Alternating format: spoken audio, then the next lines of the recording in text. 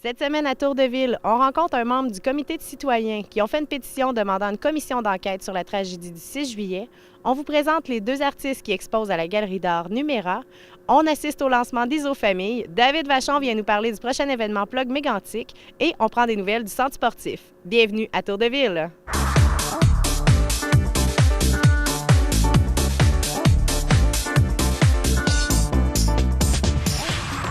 Lise et Gaston Quirion, deux artistes peintres de la région, exposent présentement leurs œuvres abstraites à la Galerie d'art Numéra.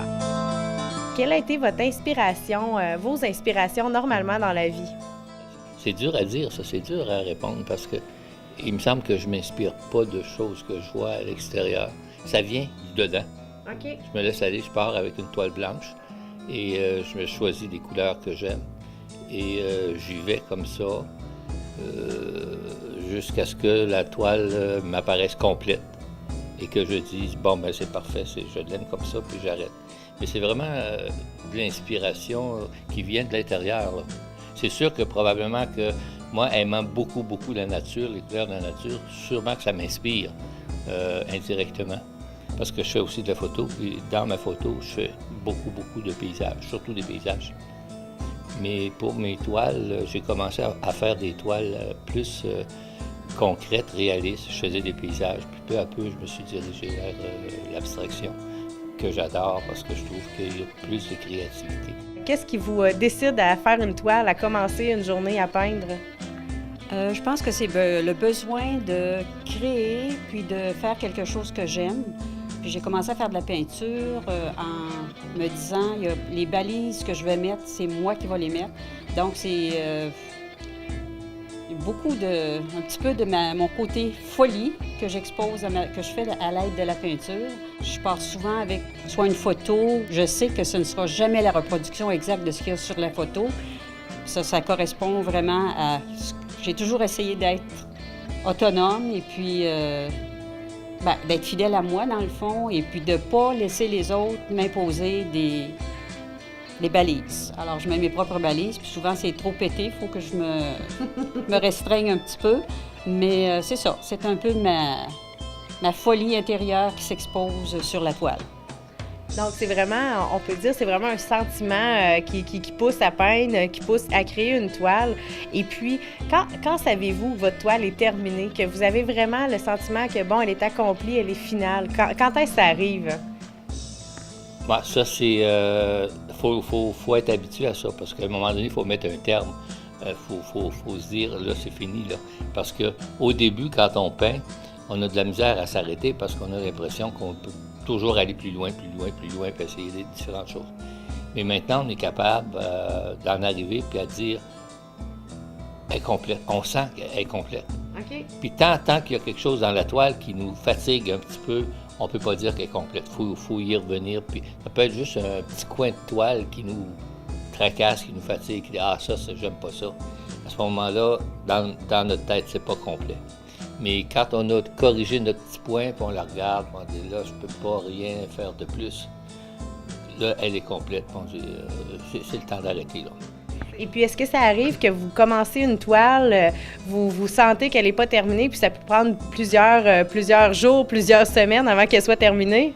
Oui, ça peut arriver. Il y en a une, là, ça m'a pris 2 jours et demi avant de décider que j'étais à mon goût. Puis ce qui m'aide aussi, c'est que Gaston, qui a plus d'expérience, il me donne du feedback, fait qu'à ce moment-là, il peut dire « ouais, ça, oui ». Puis vu qu'il y a plus d'expérience, il y a plus de théorie concernant tout. Ça prend un petit peu quand même de théorie puis plus de technique. Mais d'un autre côté, il faut avoir l'humilité de dire « ouais, c'est vrai, Ça se développe aussi. Donc, peindre, on apprend beaucoup sur soi aussi. Moi, en tout cas, j'ai réalisé que c'est un besoin puis c'est un bonheur. Mais on apprend beaucoup sur soi. Il faut accepter de dire « là, celle-là, je l'ai manquée, mais il y a toujours possibilité de la reprendre. Ou si c'est totalement manqué, t'en refais un autre. C'est pas grave, là. Il n'y a rien de grave, c'est juste un petit échec dans ton parcours. Fait que c'est ça. Moi, il y a des toiles que j'ai traînées des fois 1 an, 2 ans de temps. Ah oui? Qui n'étaient pas terminées, puis je me disais, il y a quelque chose à faire avec ça, me semble. Je les mets de côté, puis je les observe de temps en temps, mais j'en commence d'autres. Puis à un moment donné, je la reprends, puis là, finalement, je trouve le chemin à faire pour la terminer. Puis souvent, je les aime beaucoup parce que plus on met du temps sur une toile, plus plus on les aime habituellement, parce qu'on a consacré beaucoup de temps et d'efforts, je dirais, sur cette toile-là. Puis, est-ce que ça peut arriver que vous n'êtes pas satisfait d'une toile, mais qu'elle est terminée quand même? Qu'est-ce qui arrive dans ce temps-là? Est-ce que vous la mettez de côté ou vous l'exposez? Comment vous vivez ça? Pas toujours. Il y a des fois, on en termine une, puis on dit « Ah, c'est pas ma meilleure, celle-là. » Parce qu'on pense à d'autres qu'on trouve plus belles. C'est pas ma meilleure, mais... Puis là, on a une décision à prendre. Ou on met ce qu'on appelle du gesso, là, de la peinture blanche dessus, puis on en refait un autre. Ou on se dit « Non, ça fait partie de notre itinéraire. » On la garde. Comme la semaine passée, t'en as fait une, t'es monté en haut, ça faisait pas beaucoup de temps que tu travaillais, puis tu me dis, Lise, l'aimes-tu? Ben, j'ai dit, oui, je l'aime. Ben, il dit, ça a été trop vite. Ben, j'ai dit, c'est ce qu'on appelle l'état de grâce. Des fois, ça nous tente pas, on fait quelque chose de super, puis ça va bien, puis d'autres fois, ça nous tente, puis là, on n'en finit plus d'accoucher de notre toile. Si les gens veulent venir voir votre toile, vos toiles, ici, votre exposition à la Galerie d'art Numéra, et c'est exposé jusqu'à quand? C'est exposé jusqu'à la fin d'avril. Et puis, est-ce qu'il y a un site web, site Internet où on peut vous suivre, voir vos œuvres? Moi, j'en expose quelques-unes des fois sur Facebook, mais on va exposer à différentes places. On expose ici, on va exposer à Saint-Georges, à la salle Marie-Fischbach. En 2016. 2016. On veut présenter notre dossier ici. On va exposer probablement cet été, une exposition collective. Puis ensuite, on veut exposer à Troyes l'automne prochain, un peu plus tard. Puis on veut exposer à Harplin aussi. Donc, on a des projets là, devant nous. C'est lui mon gérant d'exposition, là, mon ministre des Relations publiques. Là. Ouais, on a le goût parce que quand on fait des œuvres ou quand on crée, on a le goût de les montrer. De les montrer, pas nécessairement pour se péter les bretelles, là, mais parce que ça fait partie de nous, qu'on a le goût que les gens voient ce qu'on fait. Parce qu'on trouve ça beau, puis on dit, c'est le fun de faire participer les gens. Donc, on invite tout le monde à venir faire un tour ici à la Galerie d'art Numéra, à venir voir vos œuvres et puis à vous suivre aussi dans les différentes expositions où vous allez être. Merci beaucoup, Gaston et Lise. Merci à toi.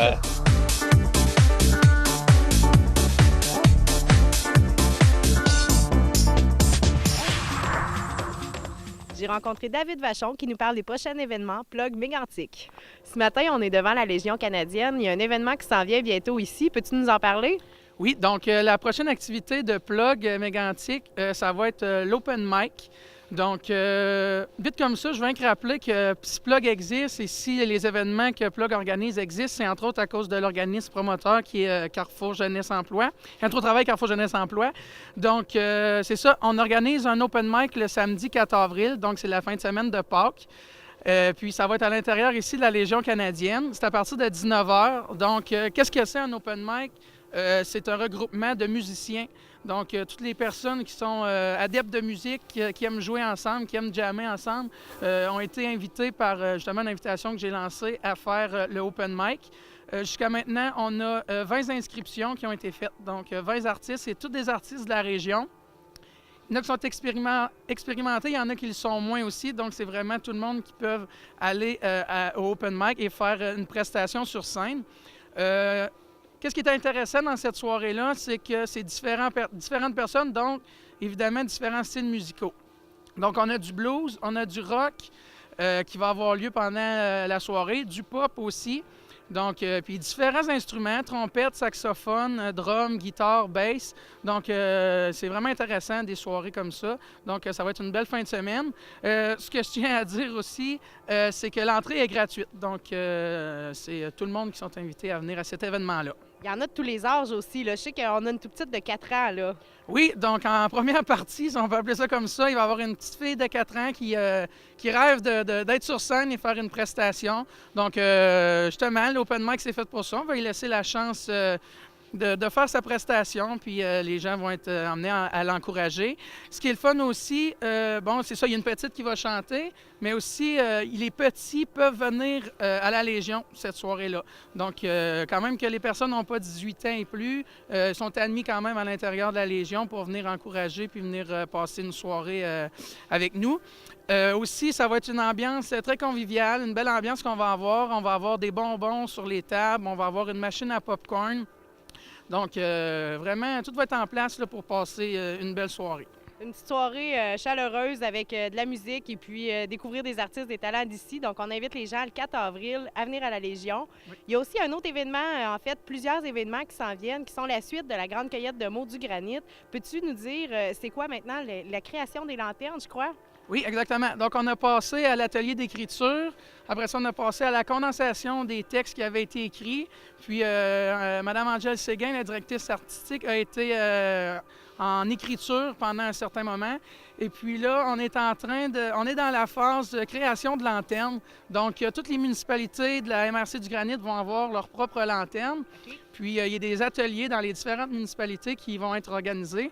Donc, j'annonce celle de la ville de Lac-Mégantic qui va être le 15 avril à 18h30 à la salle Maria-Thibault au C3S du Granit. Donc, on invite les gens à se rendre là pour aller créer des lanternes, en fait, parler de leurs souvenirs. C'est la suite du projet. Puis ces lanternes-là vont faire partie aussi du grand spectacle final de l'année prochaine, là. Oui, exactement. Donc, les lanternes vont pouvoir être dans le scénario, faire les décors et tout ça. On va s'en servir. Donc, je vais expliquer brièvement comment que ça marche, un atelier de lanterne, pour ceux qui se posent la question.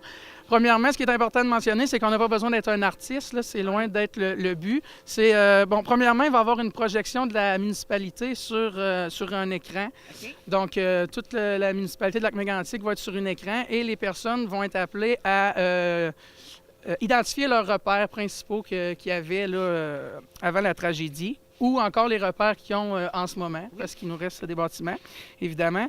Donc, ensuite de ça, il va y avoir des animateurs de Marvaillus. Donc, il va y avoir 2 artistes de l'entreprise Marvaillus qui vont être avec les gens pour les guider dans ces ateliers-là. Puis, il va y avoir une explication du fonctionnement, comment que ça va marcher et tout ça.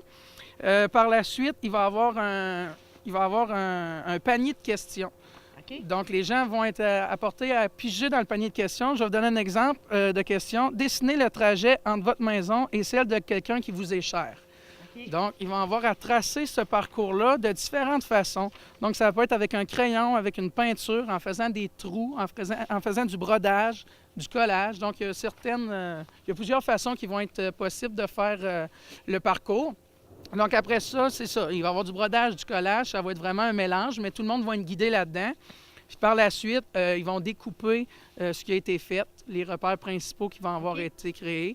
Puis après ça, là, la lanterne va prendre forme avec les animateurs qui vont guider la suite des choses. Mais c'est un petit peu à ça que ça ressemble, un atelier de lanterne.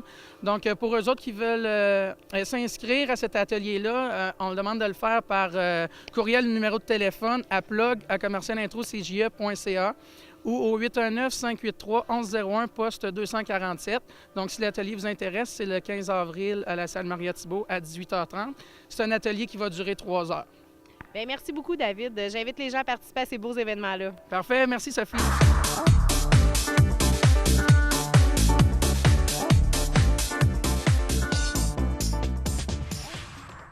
La résidence Éden-sur-le-Lac est un endroit sécuritaire, confortable et de service. Communiquez avec nous dès maintenant pour prendre un rendez-vous pour une visite. Et il nous fera plaisir de vous offrir gratuitement un excellent repas en notre compagnie. Téléphonez dès maintenant 819-583-5921 au poste 4 ou 5 et visitez notre site web edensurlelac.com.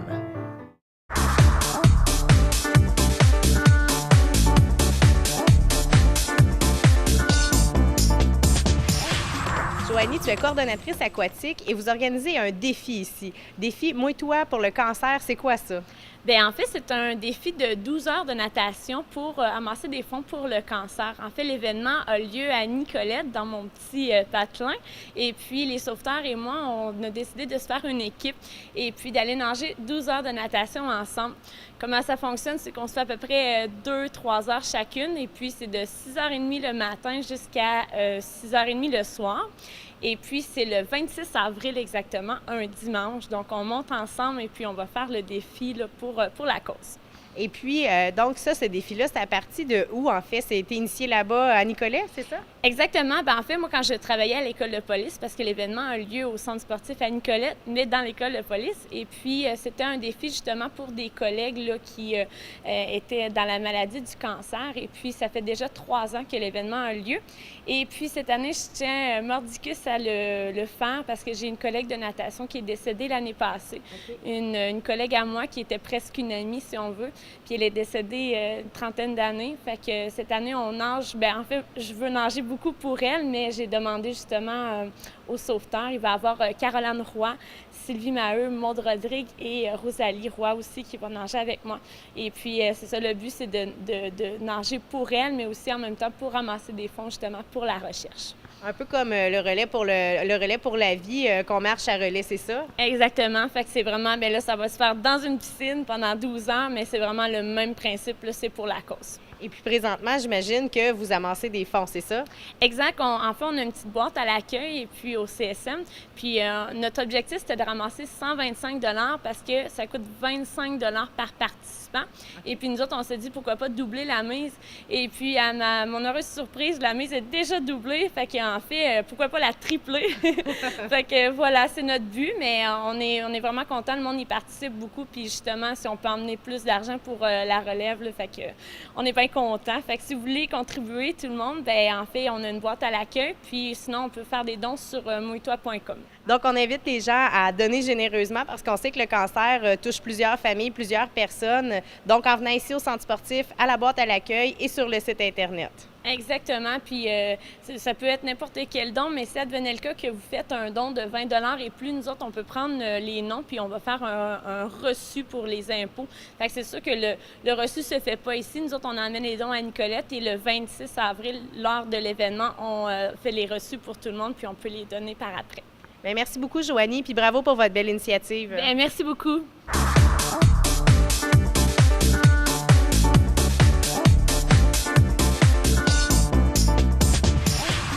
Monsieur Desty, vous faites partie du club de photos. La semaine dernière, André Sanson nous avait parlé que l'exposition commençait. Elle est maintenant en place. Puis combien d'artistes photographes exposent présentement? On est 37 qui exposent. 37 qui exposent. Et puis dans le club de photos, vous êtes un peu 40 plus... membres. 40 membres. Et puis le club de photos, c'est quoi au juste? Bien, le club de photos, c'est un regroupement régional. En fait, le club de photos s'appelle Club de photos Région Mégantic, qui regroupe tous les gens de la MRC qui désirent participer, se développer dans la photo, faire des compétitions entre nous, participer à des expositions qui existent toujours de façon permanente au centre sportif, ainsi que celle à l'hôpital Frère Saint-Joseph-Ici-en-Haut. Et puis, est-ce qu'on peut être membre sans être un professionnel? Bien, absolument. La plupart d'entre nous ont commencé tout simplement avec l'amour de la photo et quelques expériences qu'on connaissait, comme on prend des photos de famille, etc. Et certains sont développés, plusieurs sont rendus semi-professionnels. En fait, ils gagnent une partie de leur vie avec ça. Effectivement, c'est pour tout le monde et ça nous permet d'apprendre, de tirer profit de l'expérience des meilleurs de l'équipe et on les applique après ça. Puis souvent, certains d'entre nous deviennent de très bons photographes.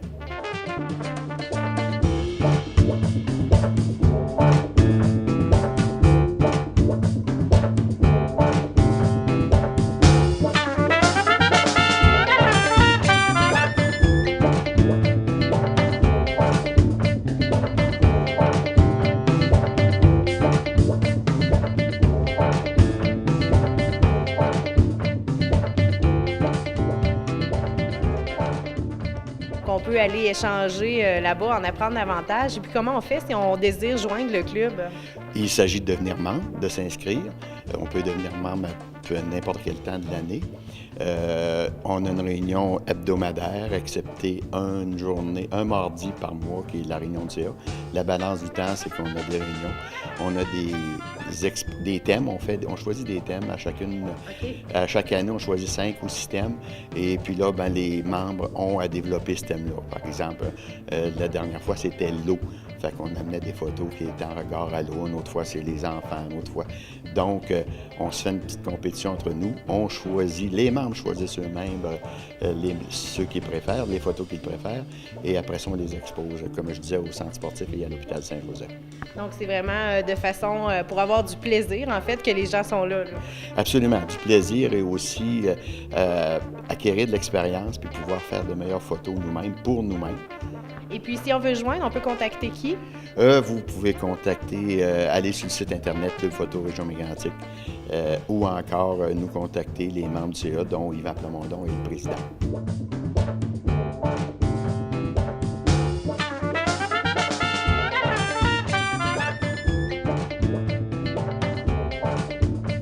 Parfait. Donc, on invite les gens à venir voir ici l'exposition au Centre sportif jusqu'au 19 avril, à admirer aussi les œuvres dans le corridor à l'hôpital. Merci beaucoup, M. Dosti. Bienvenue.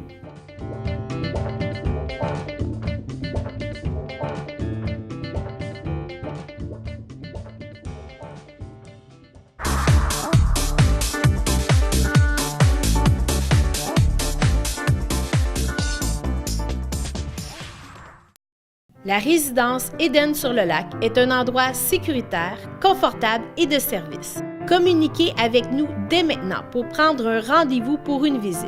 Et il nous fera plaisir de vous offrir gratuitement un excellent repas en notre compagnie. Téléphonez dès maintenant 819-583-5921 au poste 4 ou 5 et visitez notre site web edensurlelac.com.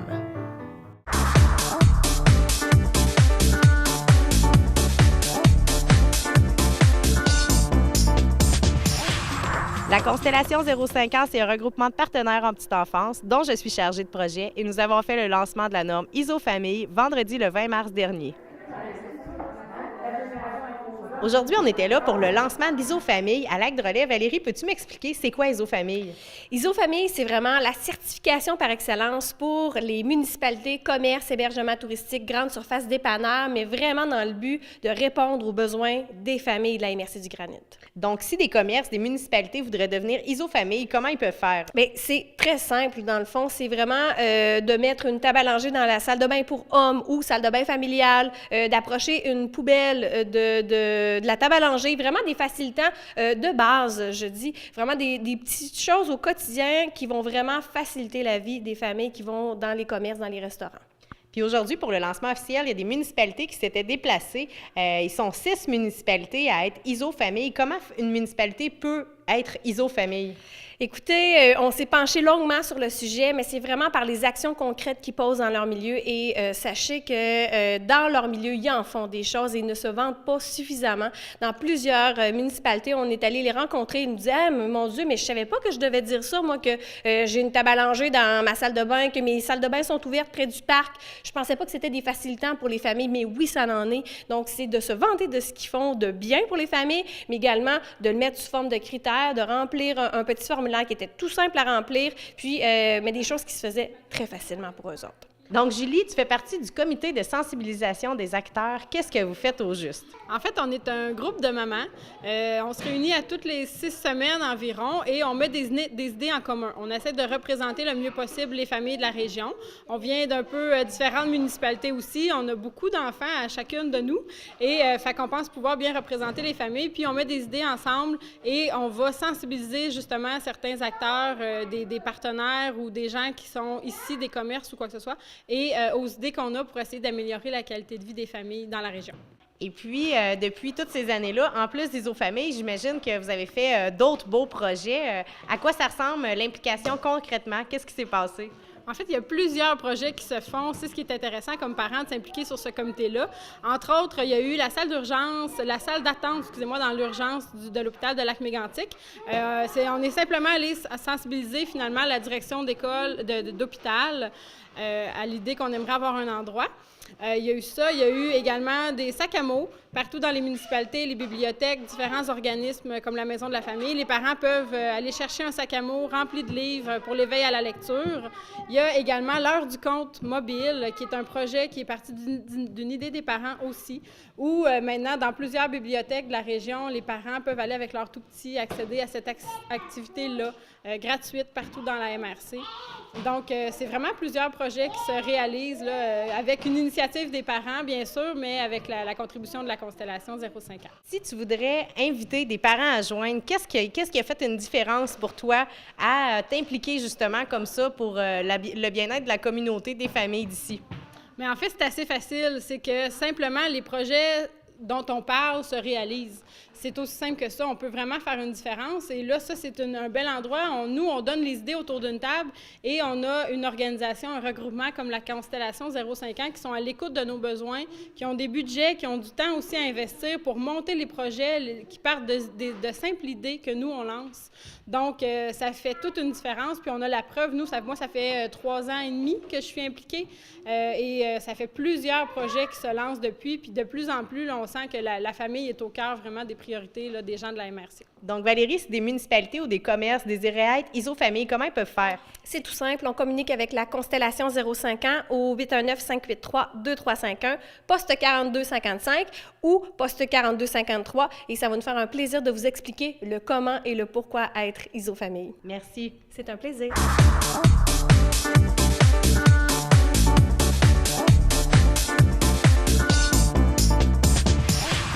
J'ai rencontré M. Jacques Gagnon, membre du comité de citoyen de la région de Lac-Mégantic. Donc, M. Gagnon, vous faites partie du comité citoyen de la région de Mégantic. Qu'est-ce que c'est? Oui, bien, le comité citoyen de la région du Lac-Mégantic, ça a été fondé au début de l'année 2014. Puis notre mission, c'est un peu d'exprimer une voix citoyenne envers les organismes partenaires, là, les organismes qui sont en cause suite à la tragédie qu'il y a eu à Lac-Mégantic. Et puis maintenant, il y a une pétition qui circule sur Internet dans différents commerces demandant une commission d'enquête concernant la tragédie du 6 juillet. Pouvez-vous nous expliquer un peu cette pétition-là? Oui, bien, brièvement, on a initié cette pétition-là suite aux autres enquêtes qu'il y a eu. Par rapport à l'enquête du BST, bien, ça répond très bien. On ne dénigre pas ça. On trouve qu'ils répondent bien aux causes techniques. Mais on trouve qu'il y a beaucoup de questions qui n'ont pas été répondues dans ce dossier-là.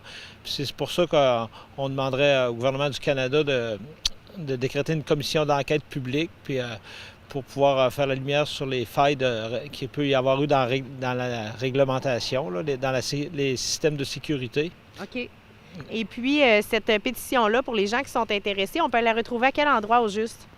Bien, étant donné que la Ville a décidé d'appuyer notre initiative, il va y avoir une table d'installer au centre sportif Mégantic, au CSM. Également, il y a à la médiathèque Nelly Arcan qui a une copie de la pétition. Il y a plusieurs commerces aussi qui ont été ravis d'héberger notre pétition. Et puis, cette pétition-là, maintenant, vous êtes rendu à environ combien de gens qui ont signé? Il y a certainement une centaine de personnes qui ont signé cette pétition-là. Puis on a aussi une version électronique sur Internet, mais on va plus s'appuyer sur la version papier qui va être distribuée localement, mais aussi on va tenter de avoir la contribution de toutes les villes qui sont traversées par le chemin de fer d'ici à Saint-Jean. OK. Et puis, donc, jusqu'à quand les gens ont pour signer cette pétition-là?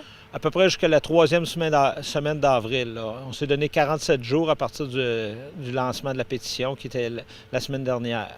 Et si jamais il y aurait des gens d'intéressés à joindre le comité citoyen, est-ce qu'il y a une possibilité de le faire? Oui, certainement. On a un site Internet depuis l'année passée, puis c'est lacmégantic.net. Pas d'accent, pas de trait d'union. Puis il y a un courriel là-dessus, il y a une adresse courriel qui peuvent nous contacter via cette adresse électronique-là qui est info@lacmégantic.net. D'accord, donc j'invite les gens à signer cette pétition-là s'ils sont en accord et puis aussi à aller voir votre site Internet pour avoir plus d'informations. Merci beaucoup. Bien, merci vous aussi.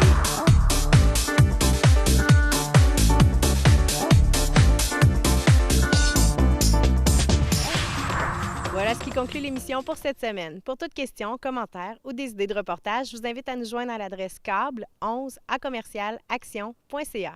Merci d'avoir été des nôtres. Bonne semaine!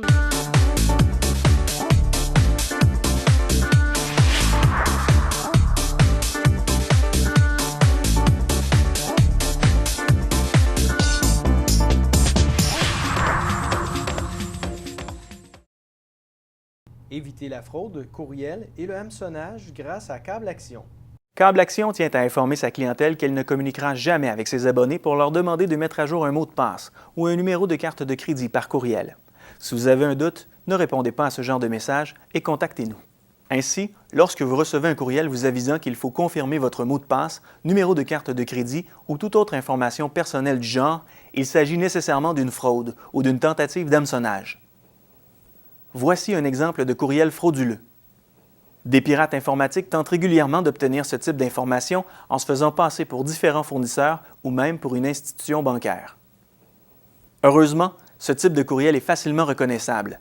En effet, le texte dans ces courriels est souvent mal formulé et comporte des fautes d'orthographe. Si vous recevez un courriel inhabituel ou qui semble frauduleux, n'y répondez pas et supprimez-le sans crainte. Vous pouvez nous faire parvenir le courriel en question à l'adresse soutien@action.ca pour fin d'investigation. Pour plus d'informations, contactez notre soutien technique au 1-866-552-9466.